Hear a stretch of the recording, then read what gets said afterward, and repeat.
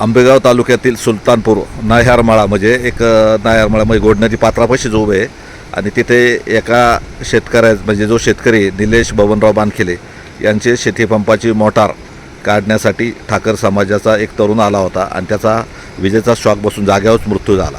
तर ही समोर जी घटना म्हणजे जे दृश्य आहे त्या जे बॅरल आहे पाण्याचा तिथंच ही घटना घडली आणि करंट लागल्यामुळं एका जाग्यावर मृत्यू झाला तर दुसऱ्याला करंटचा चावल लागताच तो पळाला, त्यामुळं तो बचावला आहे. आता मंचर पोलिसांनी इथून रुग्णवाहिकेत त्याचा मृतदेह नेला आहे. तर त्याचं नाव आहे विलास विठ्ठल केदारी, वय 33. हा तरुण जाग्यावरच विजेचा शॉक बसून मृत्यू झाला आणि गोडनदीला एक आठवड्यापूर्वी जे जोरदार पाणी आलं होतं त्या पाण्यात अनेक शेतीपंपाच्या मोटारी बुडाल्या आणि मोठ्या प्रमाणात पूर आल्यामुळं ह्या सगळ्या शेतीपंपाच्या मोटारी बुडाल्यामुळं प्रत्येक शेतकरी आता 2-3 दिवस झाले पाऊस उघडल्यामुळे घोडनदी काठावर आले आणि तिथे ही घटना घडली सुलतानपूरजवळ. सुलतानपूर गावातच आहे नाह्यारमाळा म्हणून. तर नेमकी काय घटना घडली, काय झालं, काय नाव तुमचं, काय नाव? शिंदे, विलास शिंदे. विलास शिंदे. बरं काय झाले, कशी घटना घडली, काय? मोटर बसवा गेली ती हां, शेतीपंपाची मोटर म्हणजे दुरुस्त करून आणली होती का पाण्यात टाकलायला टाकलायला गेले ते? हां हां. नंतर मग ते करंट लागलं ना. हां, करंट लागून जाग्यावरच मृत्यू झाला. मग त्यावेळेस तुम्ही इथं आसपास होते का? नाही ना, आम्ही नव्हतो. आम्ही कळाल्या आले आणि नंतर मग मंचर पोलीस आले आणि त्यांनी त्यांचा मृतदेह घेऊन गेले. तर 4-5 घटना जवळजवळ 2-1 महिन्यात झाल्यात. 2-3 महिन्यात थोरंदाळ्याला झाली, नागापूरला झाली, चांडोलीला झाली आणि सुलतानपूरला सुद्धा आता झाली. तर त्यामध्ये 33 वर्षीय विलास विठ्ठल केदारी दस्तूरवाडीचा ठाकर समाजाचा मुलगा आहे. तर तो जाग्यावरच गतप्राण झाला. म्हणजे त्याला करंट बसता तो या पाण्यात अक्षरशः पाण्यात फेकला गेला. म्हणजे पाण्याबद्दलच उभा होता आणि त्याच्या जवळचा सहकारी थोडं त्याला चावल लागताच तो बाजूला पळावल्यामुळं तो बचावला. तर नेमकं या घटना वारंवार व्हायला लागलेल्या दिसतात, कारण 4-5 ठिकाणी लागोपाठ 2-3 महिन्यात घटना घडल्या. एक ती धनगरा समाजाची एक महिला आहे थोरंदाळ्याला, तर ती धुणं धुवायला गेली, तिचाही मृत्यू झाला. चांडोलीला एक मुलगा तरुण शेतकरीच होता, तो बी पाण्यामध्ये पाणी भरत असताना तिथेही विजेचा प्रवाह उतरून तो मृत्युमुखी पावला. नागापूरला बी एक शेतकरी पंप हाऊस असतं त्याच्यामध्ये करंट बसून त्याचाही मृत्यू झाला. अशा घटना वारंवार घडू लागल्यामुळं शेतकरीमध्ये अस्वस्थता पसरली आहे आणि प्रत्येकाने काळजी घेऊनच शेतीपंपाचं नियोजन केलं पाहिजे. कारण आता सध्या पूर ओसरल्यामुळं प्रत्येक शेतकरी इथं शेतीपंप काढण्यासाठी येतोय. काय नाव तुमचं? सुनील वाघ. सुनील वाघ. तर काय शेतकऱ्यांनी काय खबरदारी घेतली पाहिजे, असे नेमके काय वारंवार घटना वाटतात, काय वाटतं तुम्हाला? वारंवार घटना घडतात, पण ज्यावेळेस पूर परिस्थिती निर्माण झाली होती, पूर परिस्थितीवर सरल्यानंतर लोकांनी येऊन स्वतःच्या मोटरीची चौकशी करणं गरजेचं होतं. पुरामुळे अनेक मोटरी साईटला वाहून गेल्या होत्या.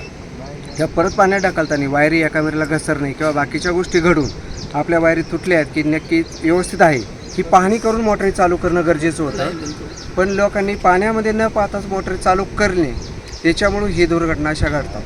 आणि याच्यापासूनच लोकांनी बोध घेतले पाहिजे कमीत कमी. आणि जो पाण्यात उतरतो त्यांनी सुद्धा चौकशी व्यवस्थित केली पाहिजे. शेजारच्या मोटरी चालू असताना पाण्यामध्ये शक्यतो उतरू नये, त्याची बारकाईने चौकशी करूनच त्यांनी पाण्यात उतरलं पाहिजे, नाहीतर त्या मोटरी बंद करून पाण्यात उतरलं पाहिजे. ही तरी खबरदारी घेतली पाहिजे. बरोबर आहे, अत्यंत महत्त्वाचा मुद्दा मांडला आहे का प्रत्येकाने काळजी घेतली पाहिजे. एक टेस्टर सुद्धा खिशात ठेवला पाहिजे. काय होतंय, घटना घडल्याच्या नंतर प्रत्येकजण जागा होतो परंतु त्याचा बोध घेत नाही. आता हा तरुण जो आहे ठाकर समाजाचा विलास विष्णू केदारी याचा मृत्यू झाला आहे आणि बराच वेळा शेतकरी समूहाने येतात आणि मोटारी असतात, त्याच्यामुळं एकमेकाचा सपोर्ट म्हणून 3-4 शेतकरी एकत्र येतात. तुझी मोटर भिजली, चल तू मला मदत कर, मी तुला करतो, आणि अशा पद्धतीने या घटना घडतात. तर ही घटना तर अत्यंत दुर्दैवी आहे आणि आता मंचर उपजिल्हा रुग्णालय शवविच्छेदनासाठी त्यांना नेलं आहे. आता इथं वायरमन सुद्धा आलेलं आहे. काय नाव तुमचं? नवनाथ सूर्यकांत डोके. काय काम करता तुम्ही? वायरमॅनचं. हां, काय समजली घटना, कशी झाली काय? त्या मोटरवाल्यांनी फोन केला पहिला मला. हां, कोणी? निलेश बानखिले. हां, काय म्हटले? असं घटना झालेली आहे, हां करंट लागलाय. हां म्हटलं चालेल येतोय म्हटलं. मग मी सप्लाय बंद करून दिला त्यांना पहिला. हां आणि बागले शेंडीलचं एक सप्लाय तो बंद केलाय, मोठवाडीचा एक ट्रान्सफॉर्म तो बंद करून दिला. मग इथं येऊन मग शेतकऱ्यांना सांगितलं. मग शेतकऱ्यांनी तिथे येऊन पाणी केले मग माणसं घेऊन आले ती बाकीची, मग ती काढली पार्टी बाहेर. तुम्ही होते का त्यावेळेस इथं? तर नेमकं कुठं घटना घडली, कशी जरा दाखवा बरं. त्या बॉक्स पाशी त्याच्यापाशी तुला म्हणा हां बॉक्स हां इथं पडला होता खाली. हां त्या बाजूने एक होता, तो बाहेर आला होता हां हां आणि त्याला लागलं तो पाणी त्या टिपणा खाली पडला होता. हां बरं. मग त्याला करंट लागल्यामुळे तो पाण्यात फेकला गेला. ते नाही सांगता येतं, ते माझ्या आधी एक झालेलं आहे ते. बरं ठीक आहे. म्हणजे मालकाने फोन केला ना मला, तेव्हा मी इथं आलो. वायरमन आहेत, जनमित्र आहेत, त्यांनी सांगितलं. मग ते आता शेतकऱ्यांनी काय काळजी घेतली पाहिजे, काय आवाहन करू शकता महावितरण? वायरमॅनला त्यांनी स्पॉटवर सांगा पाहिजे ना, आम्हाला काम करताना आम्हाला ट्रान्सफॉर्मर डिपे बंद करून द्या, आम्ही आमचं काम केल्यावर तुम्ही सुरळीत लाईन चालू करून द्या, ते सांगायला पाहिजे. म्हणजे केलंच नाही त्यांनी. आता वायरीच्या तिकडे सोडलेल्या वायरी पडतात, केबरी पाण्याने फुटल्यात, केबरी वाढण्याने सगळ्याच वायरी खराब झालेल्या आहे. म्हणजे जे जनमित्र आहेत शेतकऱ्यांनी सांगायला पाहिजे ना, तर अशा आमच्या पुरामुळे आमच्या वायरीचे नुकसान झाले, आम्हाला डीपी ट्रान्सफॉर्मर बंद करून द्यायला पाहिजे ना, आपण दिलं असतं बंद करून त्यांना. बरोबर आहे. म्हणजे प्रत्येकाने ती काळजी घेतली पाहिजे काळजी घेतली पाहिजे आणि अशा घटना होऊ नयेसाठी खबरदारी घेतली पाहिजे. हो. कारण पूर आला होता त्याशी सगळा. पूर आला होता ना, त्याशी रात्रीचा सगळा ट्रान्सफॉर्मर आपण आहे ना, सगळं लाईनच बंद ठेवली सुलतानपूरची त्याची. सगळे शेती पंपाचे बॉक्स आहे ना, सगळं पाण्यात जातात नाही तर. हां हां हां हां बरोबर आहे. म्हणजे त्यांनी सांगितलं अत्यंत महत्त्वाचं आहे आणि प्रत्येकाने काळजी घेतली पाहिजे. कारण घटना वारंवार होतात आणि वीज आणि विजेचा शॉक आणि पाणी हे अत्यंत जवळीक आहे त्यांच्यामध्ये आणि तिथं माणसाची सुट्टी होत नाही. आणि एक तर शेती पंपाच्या मोटरला 3 फेज लाईन असते, त्यामुळं व्होल्टेज चांगलं असतं आणि व्होल्टेज चांगलं असल्यामुळं अशी घटना घडते. काय नाव सर आपलं? माझं नाव निखिल तिवारी. निखिल तिवारी. काय काम करताय आपण? कळमला सहाय्यक अभियंता आहे. ओके. काय शेतकऱ्यांनी काळजी घेतली पाहिजे? काय आपला जो त्यांचा मेन स्विच असतो ना, हा त्या मेन स्विच मध्ये त्यांनी RCCB बसवणं खूप आवश्यक आहे. जसं RCC म्हणजे त्याचं मराठीमध्ये काय म्हणताय? तर जसं काय होते, जर एखादी केबल लिकेज आहे, हा. समजा फेज लिकेज झाला, त्याला समजा हात लागला, हा. तर तो 0 सेकंदामध्ये ते ट्रिप होऊन जाते. हा. म्हणजे समोर कुणाला शॉक लागतच नाही. हा.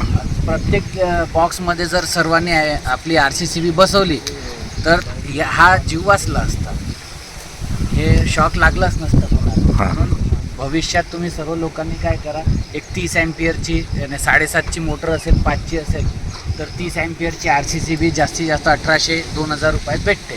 ते लावून घ्यायची, जेणेकरून तुमच्या मोटरीचं कोणतं केबल जर पाण्यात शॉर्ट झालं असेल तर तो लगेच ट्रिप होऊन जाते, म्हणजे ती घटना होतच नाही असं आहे. तर ही घटना काय कशामुळे झाली आहे, जी बॉक्समधून जी केबल गेलेली आहे त्या केबलमध्ये कुठंतरी 100% जॉईंट आहे आणि त्या जॉईंटला त्याचा हात लागला असेल किंवा तो जॉईंट पाण्यात असेल आणि त्याच्यामुळे त्याला करंट लागलं असेल. म्हणून यानंतर आपापल्या शेतकऱ्यांनी आपापल्या बॉक्समध्ये RCCB बसून घ्यावी. 2000-2500 रुपयाचा खर्च होतो, पण त्याच्यामुळे काय होतं, जीव वाचून जातो. म्हणून माझी विनंती आहे सर्वांना की या भविष्यात आता 2-3 दिवसात तुम्ही सर्वांनी RCCB बसून घ्या. बरोबर आहे. अत्यंत तिवारी सर यांनी जे सांगितले ते मौलिक आहे. समजा 2-3 हजार रुपये खर्च असेल, पण लाख मोलाचा जीव जातो या विजेच्या टाक्यामुळे आणि संपूर्ण कुटुंब उघड्यावर पडतं. याला मात्र कोण जबाबदार असाही प्रश्न निर्माण झाला आहे. पण प्रत्येकाने काळजी घेऊनच काम केलं पाहिजे आणि अशा घटना आंबेगाव तालुक्यात विशेषतः पूर्व भागात मोठ्या प्रमाणात झाल्या. जवळजवळ 4-5 घटना 2-3 महिन्यात झाल्यामुळं प्रत्येक शेतकऱ्यांनी बोध घेतला पाहिजे आणि महावितरणला काय अडचण असेल तर तातडीने कळवणं सुद्धा गरजेचं आहे. परंतु अनेक वेळा आपण आपल्याच पद्धतीने काम करतो किंवा काम करताना फ्यूजसुद्धा काढले पाहिजे.